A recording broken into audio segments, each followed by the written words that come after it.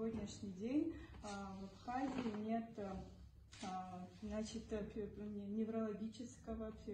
психоневрологического отделения в республиканской детской больнице, нет отделения отделения детской психиатрии в республиканской психиатрической больнице, острая нехватка специалистов, детских психиатров, клинических